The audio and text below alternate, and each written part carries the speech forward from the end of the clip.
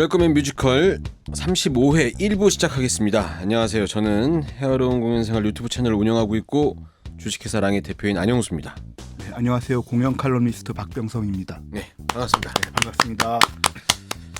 오늘 소개해드릴 공연 시작한 지 꽤 됐고 하지만 이제 종료까지는 아직 남은 3월 5일까지라고 되어 있는 3월 5일까지 종회기원입니다. 뮤지컬 종회기원. 드림아트 센터 1관에서 하고 있고요. 네. 공연 시간은 95분. 제작사는 뷰티풀 웨이라는 곳인데요. 네. 여기 제작사 혹시 아는 곳인가요? 저는 뷰티풀 웨이 사실 메리 셸리 때 네네. 처음 인사드렸던 회사고요. 네. 여기 얘기 들어보니까는 뭐 2020년 1월에 만들어졌대요. 그래서 그 뮤지컬 창작 뮤지컬 전문 제작사로 얘기를 하고 있는데 이제 이 뮤지컬 종회기원이랑 저기 저번에 공연했던 메리 셸리 이 작품 두 개죠. 그러니까 그리고 추가로 3개 정도 작품을 준비 중이라고 거의 관계자가 제가 이제 살짝 물어보니까 여기까지는 얘기해줘도 되는 것 같아요. 예, 추가로 3개 정도 작품을 개발하고 있는 중이라고 하고요. 2020년 1월에 설립을 했는데 2021년에 메리 셸리를 했거든요. 네네. 1년 동안 준비 기간을 거쳤다는 얘기는 괜찮은 자본금을 갖고 시작했다. 그러니까요. 네. 원래 뮤지컬 쪽 제작사는 아닌 것 같고 다른 분야에서 넘어온 것 같은데. 네. 그 정보는 네. 없으시고요. 저희 종회기원 안 그래도 제가 하고 있는 유튜브 채널에서 공연 이제 방송 홍보 방송 때문에 한번 대표님 만나 뵙고 했는데 대표님이 저랑 동갑이더라고요. 그러면서 종회기원이 약간 사이코패스 인물을 이야기를 다루고 있는데 네.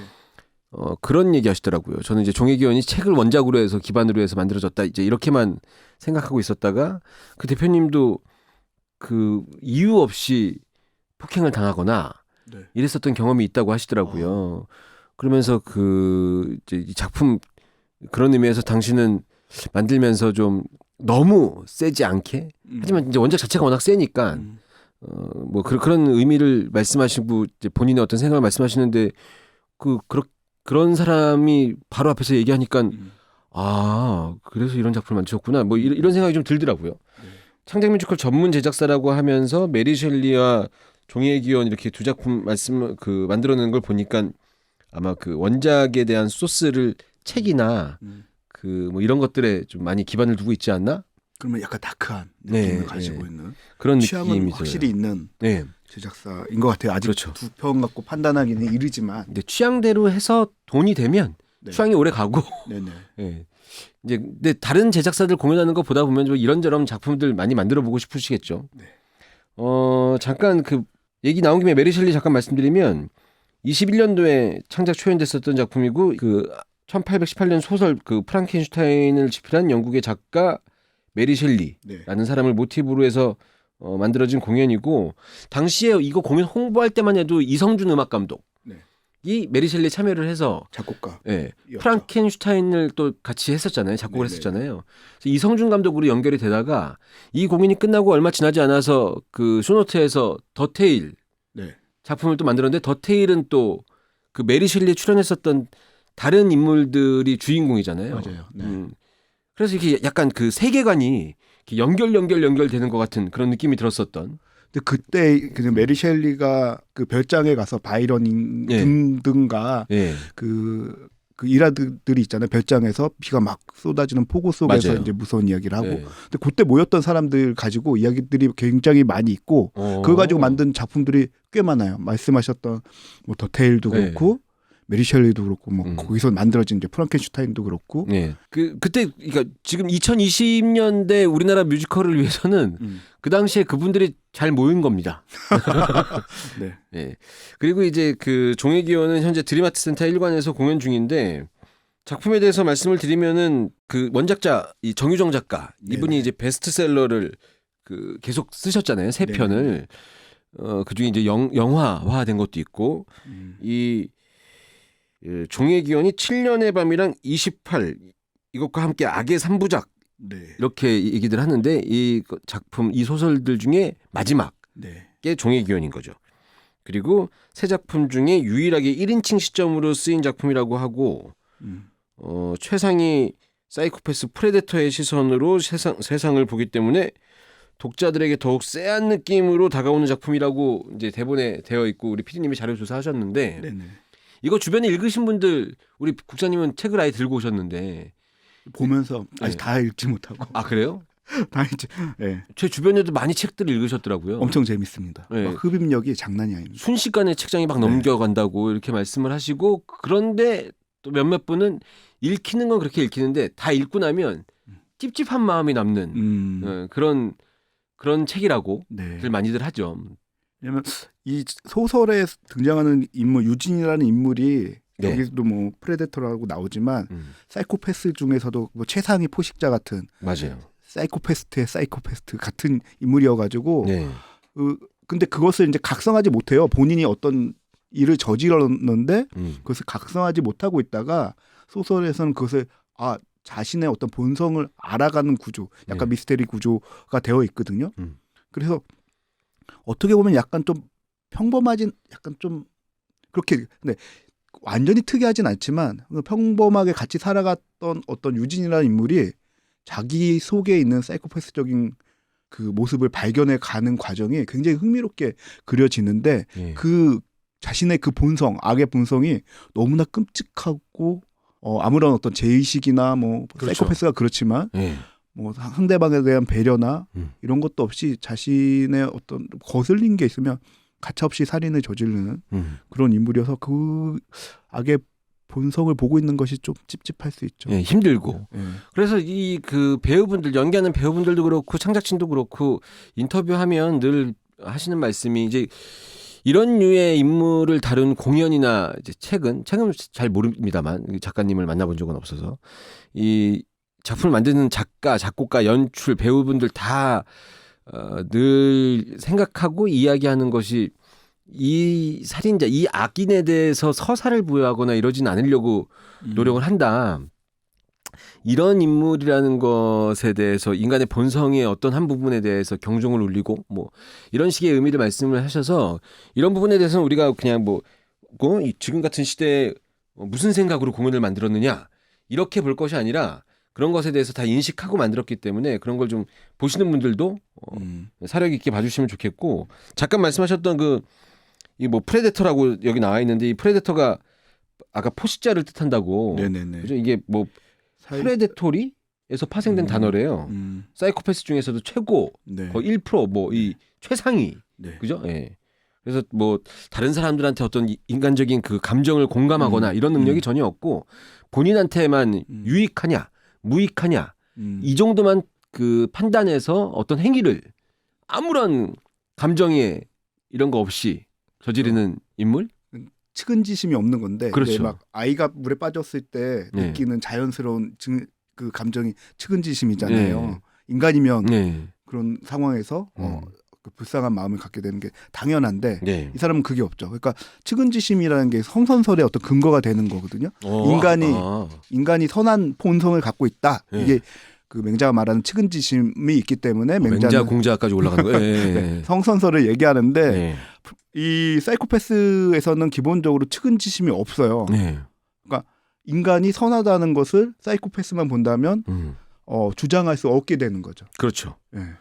그래서 사실 이런 공연들을 볼 때 저는 이제 그 최근에 용의자 X의 헌신이라는 네네. 작품도 그렇고 이 종의 기원도 그렇고 뭐 쓰리미도 그렇고 이런 작품들을 연기하는 배우들이 상당한 부담감을 느꼈을 거라고 생각하고 이 부담감을 작가와 연출과 고민을 하고 아마 테이블 작업부터 연습하다 보면 이제 처음에 대본 나오면 테이블 작업이라고 해서 배우들이 리딩을 하고 여기 대해서 여기 이 대사의 의미가 뭔가요? 이 대사와 이 대사 사이에는 어떤 호흡이 있어야 되나요? 이런 거 막 상의한단 말이죠. 그러니까 연습이 뮤지컬의 경우는 노래를 제일 먼저 시작하고 노래는 좀 익혀야 되니까 그리고 대본 리딩 작업 같은 거 하면서 테이블 작업하거든요. 이때 아마 배우분들이 꾸준히 작가한테 의견을 얘기했을 거고 작가도 이게 어떤 식으로 우리가 고민했던 거가 중요한 게 아니라 관객한테 최종적으로 전달될 때 어떠한 형식으로 전달이 돼야 되느냐 이 부분에 대해서 고민을 많이 했을 것 같고 이거는 뭐 비단 공연 문제가 아니라 뭐 요즘 드라마도 그렇고 이런 것들에 대한 사회의식 이런 걸 좀 잘 표현하려고 노력하지 않았을까. 네. 그런데 또 하나 공연을 보면서 제가 느꼈던 네. 것 중에 하나는 이 작품이 이게 사이코패스를 다루고 근데 음. 그 되게 끔찍한 살인을 저지르는 사이코패스를 다루잖아요. 네. 그러고 있으면서도 또 한편으로는 이 사이코패스가 저지르는 이런 극단적인 자기중심적인 이런 것이 우리 사회의 끊임없는 경쟁 속에서 네. 이런 악마 같은 인간들이 태어나고 너희도 다르지 않아라는 이야기 메시지를 주려고 네. 그 관객들이 그런 노래도 있었던 것 같아요. 후반부에 네. 그런 노래가 있었던 것으로 기억하는데 잘 공감이 안 됐어요. 그 부분에서 우리에게도 경쟁은 하지만 저기까지는 사이코패스를 이해하는 건 사실 쉽지가 않은데 그렇죠. 근데 그게 이제 이 정희정 작가의 원작에서 보면 네. 아까 여기 뭐 새 악의 3부작 중 마지막 작품이라고 했잖아요. 근데 다른 작품들 같은 경우는 객관적인 시각으로 사이코패스를 들여다보는데 여기서는 1인칭 시점에서 사이코패스가 나의 이야기를 꺼내는 것이기 때문에 네. 그러면서 이제 좀 더 정희정 작가 자신이 악에 대해서 조금 더 본질적으로 들어가려는 노력이 있었고 그래서 이 악이 태어나는 것들이 좀 우리 모두에게 갖고 있는 선과 악의 요소들 중에 네. 인간은 다 선과 악의 요소가 있을 텐데 그 악의 요소를 좀 더 집중적으로 바라보려고 하셨던 것 같긴 하거든요. 근데 그런 메시지는 좋으나 뮤지컬에서 그걸 제대로 보여줬는지는 잘 모르겠어요. 마지막 그 이제 커튼콜 끝난 다음에 그 형식이 좀 묘하잖아요. 커튼콜 다 끝나고 나서 주인공 유진을 맡았던 그 인물이 노래를 부르면서 이 악마들이 네. 악마가 어디에나 있다는 식의 어떤 메시지를 전달하고 네네네. 가는데 저는 뭐 모든 사람들한테 공감가라고 하는 말보다는 어떤 악마 같은 행위가 순간순간 포착될 때가 있으니까 아마 그런 것에 대한 우리에게도 그런 게 저는 그냥 매칭이 되면서 여하튼 한참 공연 중이기 때문에 그리고 관객분들이 또 좋아하시는 분들은 계속 공연을 보고 계시는 중이어서 네네. 말씀드리기 어렵습니다만 많이 보시는 분들이 행여 그걸 보고 아무 생각 없이 보시진 않을 것 같고 그런데 보기 전에 이 방송을 듣고라도 그래도 한 번은 볼까 이런 생각 끝나기 전에 한 번은 볼까 이런 생각을 하시는 분들이 계시다면 마음 단단히 잡숫고 가셔서 보신 다음에 네. 멘탈 흔들리지 않도록 그리고 노래가 아까 95분이라고 그랬는데 노래가 엄청 많아요. 네네. 그래서 노래가 계속 나오는데 이 노래 음악과 음악 사이에 이 주인공이라는 단어도 왠지 이렇게 선한 사람한테 붙어 있을 것 같은 느낌이 들어서 여하튼 주인공을 맡고 있는 이 인물의 행위가 경악을 금치 못할 행위들을 계속하기 때문에 이런 거 마음을 좀 단단히 잡숫고 보면 좋을 네. 것 같다. 예. 놀라지 마셔라. 그래서 트리거 문장 그 안내도 예매처에 네네네. 나와 있더라고요. 그런데 이제 이 원작을 보신 분들한테는 그런 것들을 좀 배려해서 약간 장치를 마련해 놓은 게 공연이어서 약간 덜 잔인하다 이렇게 네. 말씀하시는 분들이 계실 때도 있고 저도 그렇게 느껴졌어요. 예. 아직 다 읽지 못했지만 예. 오히려 소설에서 느꼈던 그런 끔찍한 면보다는 예. 공연을 봤을 때는 사실 그런 면은 좀 많이 순화된 느낌이었어요. 일단 인물을 분리시켜서 네. 놓기도 하고 네. 이게 직접적인 행동보다는 주로 이제 노래나 설명으로 맞아요. 이렇게 묘사가 되다 보니까 네. 그런 것들이 조금 좀 순화돼서 받아들여지긴 했습니다. 우리 PD님이 책을 읽으시고 공연을 보신 분, 우리 국장님이 공연을 보시고 책을 보고 계신 분, 네. 저는 책을 안 보고 공연만 본 사람. 저는 굉장히 세게 느꼈고 PD님은 책에 나와 있는 여러 가지 이 인물을 묘사하는 여러 가지 이 사건들이 생략되어 있는 것들이 있어서 그런 것들에 대한 이야기를 하셨고 국장님은 또 책보다는 공연이 많이 순화된 것 같다. 네. 라고 하시지만 궁극적으로는 이 인물이 갖고 있는 잔인함이 있기 때문에 예, 그런 거 좀 생각해서 보시면 되고 그 역할을 해주시는 분들이 뭐 노래를 워낙 제가 방송에서 네. 무반주로 듣게 됐거든요. 네. 이 파워라고 해야 되나? 음악의 어떤 이 강도 이건 굉장히 센 것 같더라고요. 배우들 이 노래 부르면서 목 안 갔으면 좋겠습니다. 예. 그리고 주인공 인물이 유진이잖아요. 네네.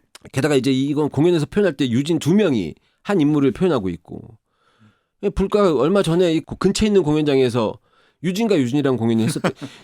같은 유진인데 너무 다른 유진들이 나와서 거기는 피해자죠. 예, 사람을 너무 혼란스럽게 만드는 이 유진이라는 이름이 그리고 또 미스터 선샤인 예. 여기도 아마 유진일걸요. 맞아요, 유진. 예. 그리고 이제 얼마 전에 그 캐스팅 공개 그러니까 공연한다고 얘기 나왔던데 인터뷰 거기도 유진. 여기도 유진이에요. 유진 우리 그리고 예전에 바이올리니스트 유진 박 세상의 모든 유진들 고생이 많으십니다, 진짜. 예. 예전에는 영수철수인데 요즘 이 공연 쪽에서는 이제 우리나라 유진 이름 유진들 대단히 수고가 많습니다. 네, 그러네요. 줄거리를 간단히 말씀을 한번 드려볼까요? 네. 가족여행에서 사고로 아버지와 한 살 터울의 형을 잃은 후에 이제 그 주인공이 정신과 의사인 이모가 처방해준 정체불명의 약을 먹기 시작하거든요. 네. 근데 이제 공연에서는 요런 앞에 과정이 생략되고 바로 네. 수영장 씬으로 시작되죠. 이제 젊은 어린 시절의 그런 것들은. 그래서 나중에, 이렇게 굉장히 센 공연이라고 말씀드렸는데 첫 씬 오프닝 씬을 보면 그 원세트 무대인데 약간 이 수영장 같은 파란 조명을 해갖고 노래를 주인공이 부르기 시작하면 약간 아름다운 아리아로 시작하는 느낌이 나서 그런 느낌으로 공연이 시작이 되죠. 근데 이렇게 주목받던 수영 선수로 활약을 하던 이 유진이 16살에 이제 계속 줬던 그 약을 딱 끊고 경기에 출전했다가 경기 도중에 이제 잘못되거든요. 이 소설책에 보면은.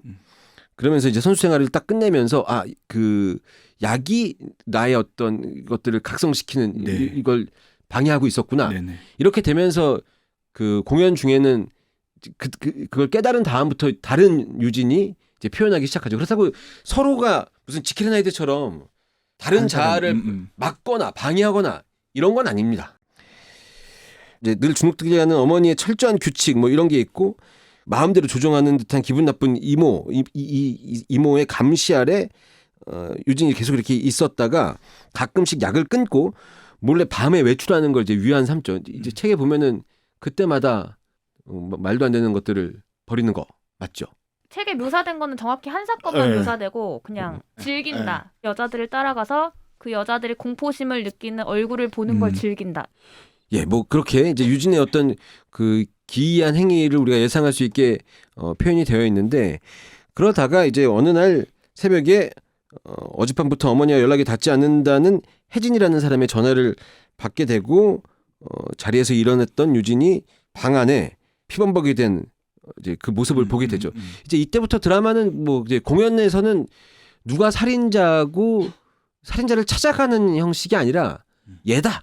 이렇게 찍어놓고 공연이 만들어지기 때문에 아마 책을 읽으신 분들이 책을 쫓아갔던 있던 재미 이런 것과는 다른 재미의 형태를 공연 중에서 느끼시면 되고 스포일러라고 할 것까지도 없는 것 같은 게 드라마의 거의 시작부터 대충 다 압니다.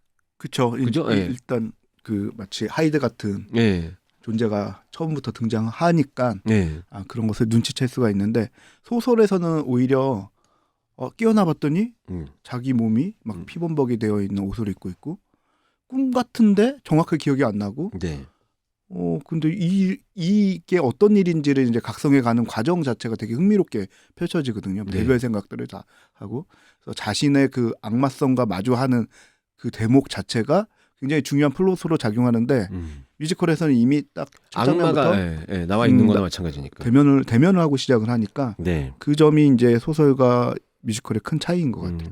아마 그 소설보다는 뮤지컬에서는 개인적으로는 이 소설의 그 이야기의 전개를 따라가면 이 인물이 무슨 이제 자기가 기억하지 못했던 어떤 과거의 시간에 일이 벌어지니까 괴로워하고 이런 모습들이 자칫 전달되면 제가 방송 초반에 말씀드렸던 것 같은 그런 오해가 있을까봐 이런 선택을 하지 않았나 이런 그럴 수도 있고 그것도 있고 한편으로는 이제 거의 추리 과정이거든요. 액션이 아니라 다 생각이니까 이건가 저건가 그걸 사실 무대에서 보여주는 게 추리 과정을 보여주는 것 자체는 무대와의 적절한 방법은 아니거든요. 어쨌든 무대는 액션이 있고 행동이 있어야 되는데 소설에서는 그 내면의 목소리나 생각들을 쭉 그 서사해도 그것들이 충분히 흥미롭게 지금 전개될 수 있지만 무대에서는 움직이지 않고 생각만 하는 걸 그냥 노래로 부른다면 엄청나게 지루해질 수 있어서 아마도 그런 방식을 선택한 것이 아닌가 하는 생각이 듭니다. 개인적으로는 어떠세요? 책을 읽고 공연을 보는 게 나았다고 생각하세요? 아니면은 저는 읽고 보는 게 좋다고 생각이 들어요.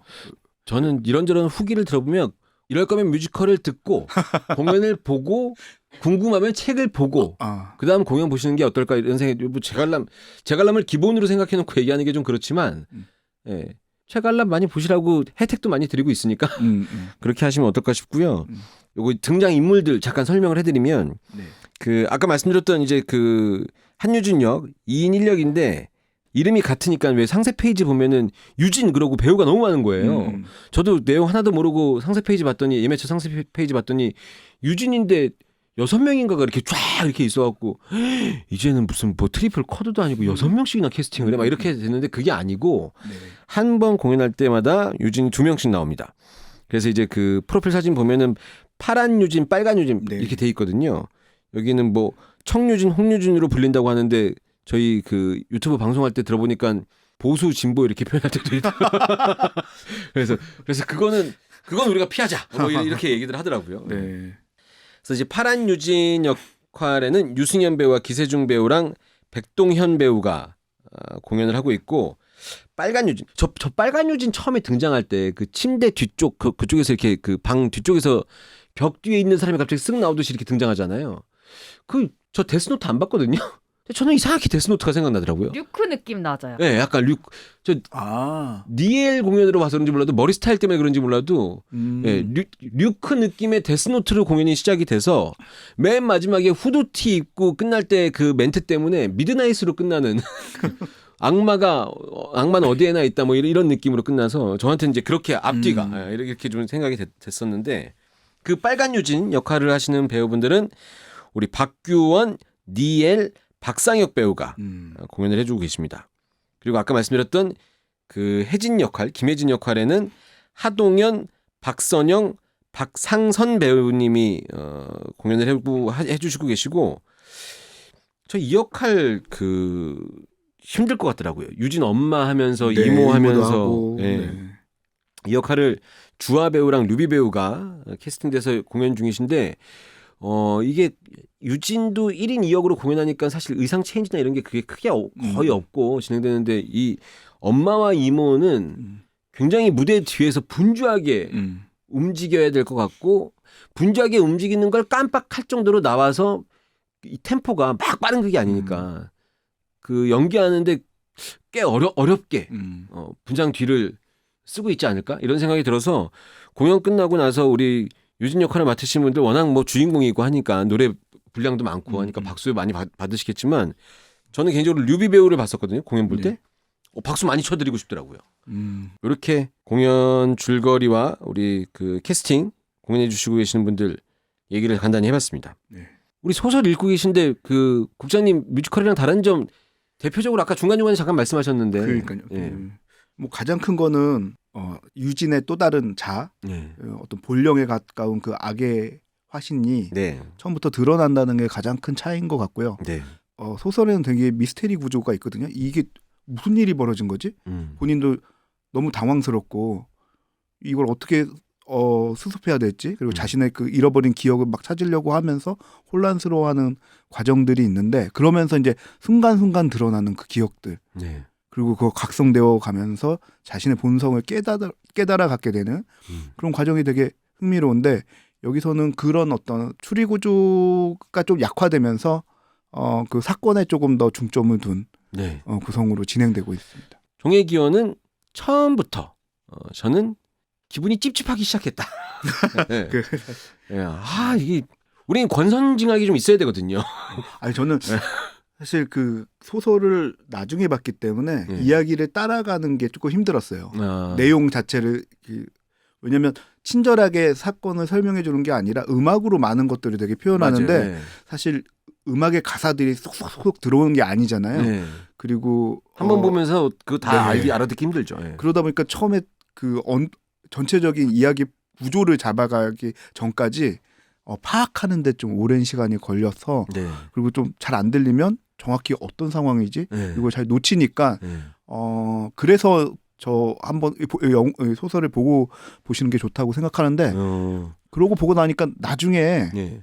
볼 때는 좀 헷갈리고 그리고 나서 소설을 보고 나니까 사실 그제서야. 좀 궁금해지는 거예요. 이제. 다시 공연을 다시 한번 봐야 되겠다. 공연을 다시 보고 네. 이제는 이게 내용을 이해했으니까 그것들이 네. 어떻게 구현됐는지를 조금 더 분석적으로 볼 수 있겠다. 네. 근데 처음 봤을 때 분석적으로 보지 못했어요. 그냥 따라 잡는 것도 힘들었고 사실 못 따라 잡았어요. 예. 예. 그런 류의 공연들 많이 했습니다. 뭐 그 종이기원하면서 다른 작품 얘기를 자꾸 하게 되는데 오만과 편견이라는 연극 볼 때 네. 이게 1인 다역을 하잖아요. 네네. 그래서 저 배우가 뭘 어떤 소품을 들었을 때 어떤 역할을 하는 거다. 이거를 공연 초반에 익혀야 되잖아요. 네네.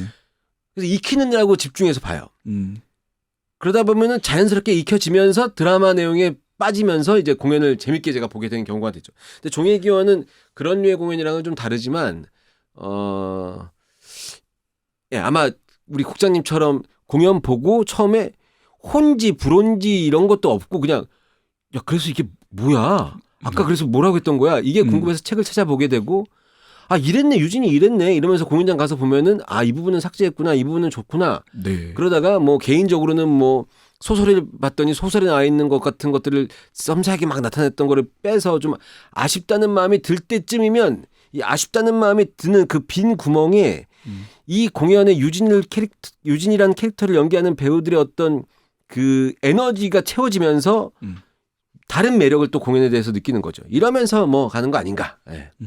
저는 보면서 이 삭제돼서 아쉬웠던 장면이 유진이가 수영을 선택했던 게 엄마가 이 죽은 형을 너무 예뻐했잖아요. 근데 죽은 형이 뭐든 잘했는데 유일하게 못한 게 수영이었거든요. 근데 유진이가 유일하게 잘했던 게 수영이었고 그걸 못하게 되니까 이 아이의 반발심이나 이런 게 더 커졌었고 엄마의 서사도 조금 많이 생략이 돼 있는데 이모가 이 증상을 미리 발견을 해요. 애기들 픽업을 갔다가 이 오늘 미술학원에서 어떤 일이 있었는지 애가 어떤 그림을 그렸는지를 보고 아동 이 심리상담 전문가 이런 거거든요.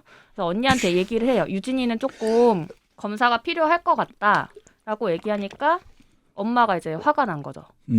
내 아이한테 어떻게 그런 말을 할 수 있냐 해서 몇 년 동안 인연을 끊고 살아요. 그러다가 가족 여행을 가서 그 사건이 발생을 하고 난 다음에 이제 아차 싶은 거죠 엄마가. 그래서 동생을 찾아가서 사과를 하고 네가 시키는 건 뭐든지 하겠다. 대신에 우리 유진이를 이 사회에서 살아갈 수 있게 만들어달라. 그래서 그 약을 먹이기 시작하거든요. 근데 이 내용들이 조금 전 삭제가 돼서 아쉬웠어요. 그러니까 저는 그 아쉽다고 하신 부분에 대해서 100% 이해하는데 이런 선택을 한 이유도 방송 초반에 말씀드렸던 것처럼 그런 거 아닐까? 뭐 이런 생각이 들기도 하고 그러니까 약간 그 뭐랄까요. 이 아이가 저는 그냥 악이라고 생각했거든요. 악. 근데 이제 어렸을 때 유치원에서 그런 현상을 그 이모가 발견을 해서 얘기했던 걸 엄마가 듣고 이 아이의 악이 어렸을 때 그걸 받아들이지 못했던 엄마의 잘못이 어느 정도 있다는 식으로 가는 게 싫었다. 뭐 이렇게 생각도 돼서 그냥 공연은 공연대로 보자. 이런 주의입니다. 그런데 별 정보 없이 공연을 보러 왔다가 공연 끝난 다음에 뭐지? 라고 생각하면서 별 정보를 찾아보지 않는다면 이 공연은 어떤 의미가 있지? 이제 이런 생각이 들어서 걱정되는 게 있는 거죠. 근데 뭐 내가 걱정한다고 될 일은 아니다. 나는 여기서 이렇게 많이 떠들면 된다. 예. 이 정도 떠들면 할 만큼 한 거 아닙니까? 맞아요. 예. 했죠. 많이 했죠. 예. 청취자분들이 보내주신 후기를 함께 보겠습니다. 하나씩. 우리 국장님 하나 먼저 읽어주시죠. 네. 원작 소설을 보고 공연을 봤는데 친절하다는 생각이 드는 공연이었습니다. 소설은 누가 범인일까를 추리하면서 보게 되는데 뮤지컬은 처음부터 범인이 누군지 알려주다 보니 긴장감이 떨어져 아쉬웠습니다. 귀에 감기는 멜로디와 달리 잔인한 가사의 미스 할매 넘버가 좋았고요. 계속 귓가에 맴돌고 있어요. 자두하라는 신호겠죠? 그러니까요. 요 리뷰 우리가 그 지금까지 얘기했던 걸 좀 생각하게 만드는 것 같아요. 네. 귓가에 뭔가 멜로디가 공연 보고 나서 이 음악이 남고 좀 생각이 나면 자두라라는 신호 맞습니다. 예, 물어보셨길래 물음표로 끝내셨길래 네. 자두라라는 신호겠죠? 네, 예, 맞습니다. 두 번째 보시고 공연에 대한 경각심은 느끼시면서 그러니까 그 내용에 대한 경각심은 느끼시면서 아 이걸 참 연기하는 배우들은 어떨까? 뭐 이렇게 생각하시면 될 것 같아요. 두 번째 리뷰 1, 2열은 좌석이 낮아서 목이 아픕니다. 3열이나 그 뒷열에 앉는 걸 추천해요. 공연 전후에 캐스팅보드가 달라지니 공연 끝나고 캐스팅보드 사진 꼭 찍으세요. 유진이들의 눈빛과 표정 연기가 매력적입니다. 커튼콜 이후에 유진이가 객석으로 사라지면서 끝나는데 내 주변에도 티 안 나는 사이코패스가 있을까봐 무서워졌습니다. 저는 그냥 공연 드라마 연출적으로는 마무리로 유진이 객석 사이를 뚫고 탁 나가는 거 저 요거 괜찮더라고요. 요거 약간 스산한 분위기도 나면서 박수도 다 쳤겠다 이미. 우리 주위에도 저런 예. 사이코패스가 예. 혹은 내가 예. 그리고 약간 느낌이 중간 퇴장하는 느낌이거든요. 중간 퇴장하면 안 된다 이런 느낌이 들기도 하고. 예. 그리고 1열 좌석이 낮아서 목이 아프다고 말씀해 주셨는데 예. 이건 리뷰 보내주신 분이 진심이시겠지만 이렇게 사람들을 3열 이후로 예매를 밀어내고 본인이 1열을 예매를 하시겠다는 의도가 아닌가 이런 생각이 들기도 하는데 네. 사실 어떤 공연장이건 1열 목 아픕니다. 그죠? 예, 웬만하면 아파요. 근데 다들 1열 좋아하시잖아요. 저희는 이왕 이렇게 할 거면은 맨 뒷열도 나쁘지 않습니다. 저 맨 뒷열에서 봤거든요. 전 사실 소극장은 맨 뒷열을 오히려 선호해요. 너무 멀지 않으세요? 너무 소극장 아니 대극장도 그렇게 보신 분이 네. 뭐가 멀어요. 맨 멀어요. 뒷열까지는 아니지만 뒷부분을 선호해요. 왜냐하면 앞부분에 있으면 너무 긴장이 돼가지고 네. 경직된 느낌이 좀 들어서 뒤에서 맞아요. 편하게 네. 보는 걸 좋아해요. 저도 앞에 있으면 이제 그 많은 그 다관람 하시는 분들 관람에 방해될까봐 좀 걱정되는 것도 있고 그리고 또 배우랑 눈 맞을까봐 걱정되는 것도 있어요. 그렇군요. 네. 아는 배우들이 네. 괜히 네. 서로 민망할까봐 네. 가급적이면 저희는 그럴 걱정이 없으니까요. 맞아요. 네. 그래서 뒷열에 앉을 때 있는데 그것도 이제 객석이 어떤 이 부채꼴 형태로 객석이 얼마큼 차진지를 채워진지를 보고 뒷열에 앉아야지. 어느 날 공연 보러 갔는데 좀 유난히 객석이 빈 날짜에 가면 뒤에 혼자 떡하니 쪽벌람처럼 이렇게 앉아 있으면 그게 더 티난다고 그러더라고요. 그래서 오히려 네. 대표님 오셨네? 말하면서 뭐 그렇게 얘기하는 사람들도 있었습니다. 여하튼 그리고 캐스팅보드 얘기 나왔는데 끝나고 나서 캐스팅보드가 바뀌어요. 이것도 찾아보고 싶어요. 어떤 사람이 가장 먼저 공연 시작할 때 캐스팅보드와 끝난 다음에 캐스팅보드를 또는 포토전을 바꾸게 했는지 이 아이디어 저는 굉장히 좋아하는 아이디어거든요. 왜요? 저는 공연을 그러니까 우리가 스포일러 그러는데 공연을 본 사람한테는 이제 스포일러가 없잖아요. 네. 공연 보러 가기 이제 객석 들어가기 전에 포토전에서 사진 찍을 때는 그 공연에 대한 설레임이나 기대감으로 공연의 어떤 그 이쁘게 만들어진 포토전을 찍는다고 하면 공연 드라마가 좀 이렇게 예상을 뛰어넘는 뭐 아니면 예상하기 힘든 내용으로 치닫는 공연이다 이러면 공연을 본 사람만이 의미를 알 수 있는 포토전으로 만들어 놓고 이거 사람들한테 사진 찍게 해서 인스타로 쫙 이렇게 좀 홍보가 되게 그런 게 있었으면 좋겠다는 생각이 들어요. 근데 여긴 캐릭터 이제 캐스팅 보드 처음에 그냥 빨간색 유진, 파란색 유진이 뭐 이렇게 붙어 있다가 나중에 가면은 유진은 막 그 파란 유진은 물에 약간 잠긴 것 같은 느낌, 약간 하늘하늘하게 된 뭐 그런 모습으로 사진 바뀌어 있거든요. 이 공연의 종예기원의 캐스팅보드가 바뀐 의미를 명확히 설명하기는 힘듭니다만 명확히 설명할 수 있을 만한 공연들은 그렇게 했으면 좋겠어요. 제가 그 아이디어 얘기했었을 때 이게 반영됐는지 모르겠는데 웨스턴 스토리라는 뮤지컬은 시작할 때는 조니 링고 뭐 등등의 와이어트 뭐 이렇게 해서 인물들이 다 있잖아요. 와이어트 누구 이렇게 나오잖아요. 근데 막상 공연을 보고 나면 와이어트랑 조니 링고 이런 사람들이 없어요. 이런 사람들의 대역 배우들이 그 역할을 한 거지. 그러니 공연 끝나고 나면 이제 실제 대역 배우를 했던 사람들의 이름으로 캐스팅보드가 바뀌어져야 되는 거 아니냐. 이런 얘기를 했는데 귀찮죠. 네. 네. 그리고 사람들 이제 나와서 빨리빨리 집에 가고 막 줄 서서 이렇게 계단 올라오고 해야 되는데 사진 찍으면 또 이제 그 줄도 엄청 길어지기도 하고. 근데 전 그런 거 예전에 데스트랩 했을 때는 매일 그 인력을 뒤에다가 붙여놔갖고 인력 날짜를 바꿔서 뭐 그런 것도 했었고 전 그런 거 좀 좋아합니다. 지금까지 뮤지컬 종예기원에 관해서 이야기 나눠봤습니다. 저희는 목요일 2부로 돌아오겠습니다. 이럴 거면 뮤지컬. 즐거운 설 연휴 보내고 계신가요? 안녕하세요. 뮤지컬 종예기원에서 한유진 역을 맡은 기세중입니다.